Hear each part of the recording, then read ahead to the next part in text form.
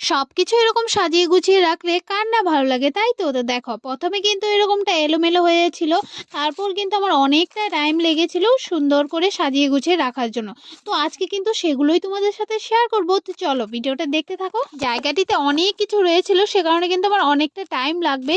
তো আমি টাইমেরই মানে অপেক্ষা করছিলাম কবে আমি টাইম পাবো, সেদিনকাই হচ্ছে আমি সবকিছু মানে এলোমেলো যে হয়েছিল ওগুলোকে আমি গুছাবো।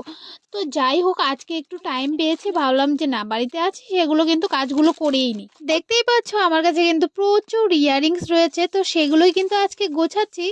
আর এই ইয়াররিং গুলো মা দেখে কিন্তু আমাকে খুবই বকা দেয় যে এত ইয়াররিংস কেন কিনিস, পরিস তো নাই, তবে কেন কিনিস।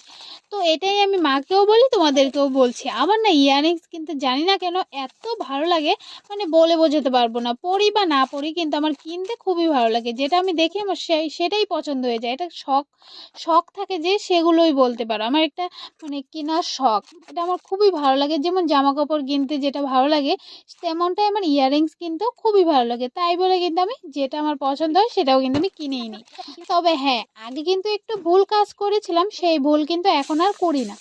অনেকদিন আগেকার কথা তোমাদের সাথে শেয়ার করছি। আগে যখন আমি ইয়াররিংসগুলো কেনা শুরু করেছি একদম প্রথম প্রথম, তখন কিন্তু একটু ভুল করেছি। সেটা হচ্ছে আমি কিন্তু অনেক দামি দামি ইয়াররিংসগুলো যেগুলো থাকে সেগুলো কিন্তু কেনার চেষ্টা করতাম। আর কি করতাম, অনেকদিন পর পর গিয়ে সেগুলো কিনেও ফেলতাম। তারপর এক দু তিন চারবার কেনার পর দেখেছি না আমার তো প্রচুর লস হয়ে যায়। তারপর কি করলাম, তারপর থেকে আর একদমই মানে দামি দামি ইয়াররিংসগুলো একদমই কিনি না। তারপর থেকে কি হলো আমার, ও যত কম দামিতে পাওয়া যায়, ওই ধরো 100-150 মধ্যে যেগুলো ইয়ারিং পাওয়া যায় সেগুলোই কেনার চেষ্টা করি। আর ওগুলোই কিন্তু যেটাই পছন্দ হয় সেটাই নিয়ে এসে পড়ি। আমার এত ভালো লাগে কি আর বলবো। দেখো, কথা বলতে বলতে কিন্তু আমার প্রচুর ইয়ারিংগুলো কিন্তু সাজানো কমপ্লিট। এখন কিন্তু আমি অনেকগুলো আমার প্যাকেট জমা হয়ে গিয়েছে, দেখতেই পাচ্ছ। কোনোটা একবার পরেছি, কোনোটা 2-3 বার পরেছি, আবার কোনোটা একদিনও পরিনি, এরকম কিন্তু অনেকই রয়েছে। তবে কিন্তু আমার এখনো যা দেখি আমার কিন্তু সেটাই পছন্দ হয়ে যায়। প্রচুর বকা খাই, তবুও আমি কিনে কিনে রাখি।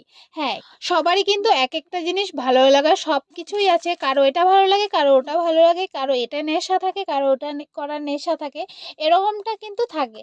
দেখো, আমার কিন্তু জামা কাপড় কেনার একটা নেশা থাকে যে কখন কি এটা কিনতে পারবো। আবার এদিকে হচ্ছে ইয়ারিং, কবে এটা কিনতে পারবো, কবে ওটা কিনতে পারবো, এরকমটা হচ্ছে আমার একটা নেশা বলতে পারো। একটা হচ্ছে শখ, যেটা আমার শখের জিনিস। তো এটাই হচ্ছে আমার। দেখো, আমাকে কিন্তু অনেকেই অনেক কিছু বলে, তবে কিন্তু আমি কারো কথা গায়ে লাগাতে যাই না। কেন গায়ে লাগাবো? নিজে ইনকাম করি, নিজে কিনে, যেটা আমার ভালো লাগে সেটাই আমি করি। কেন আমি কারো কথা শুনতে যাব? এই কথাটি কার কার ঠিক মনে হয় সেটা কিন্তু আমাকে কমেন্টে নিশ্চয়ই জানিও। দেখো, কথা বলতে বলতে কিন্তু আমার সবকিছু কমপ্লিট হয়ে গিয়েছে।